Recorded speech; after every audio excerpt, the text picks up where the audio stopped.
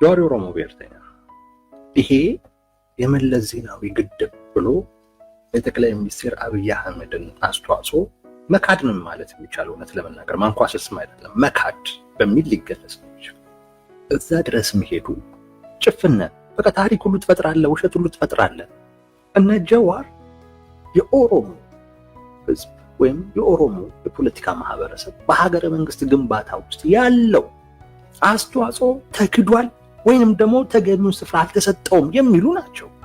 እና የህዳሴው ግድብ ላይ ኦሮሞ መሪ ጭራሽ እሱን ሁሉ አፈር ልታበላ ትጋጋጣለህ። የኦሮሞ ብሔርተኛ ነን የሚሉና በዛ በጣም የሚታወቁ ፊት ያሉ ሰዎች በህዳሴ ግድብ ውስጥ ያለውን የኦሮሞ ትልቅ አስተዋጽኦ ማሳነስ እኮ አይደለም አፈር ሊያበሉት ሲሞክሩ እንደማየት እውነት የሚገርም ነገር የለም። አንድ የኦሮሞ መሪ ያለውን አስተዋጽኦ ራስ ኦሮሞ ሆነ ለዚያውም ብሔርተኛ ሆነ ማሳነስ ማለት እውነቴን ነው እምልህ።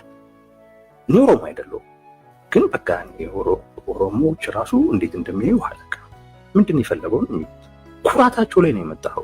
እውነቴን ነው የምልህ ኩራታቸው ላይ ራስህ ጉዳይ ራስህ ፖለቲካ ከፈለክ ግን ይሄ የህዝብ ኩራት እኮ ነው። የነገው ኦሮሞ እንዴት እንደሚያይህ እንጃ።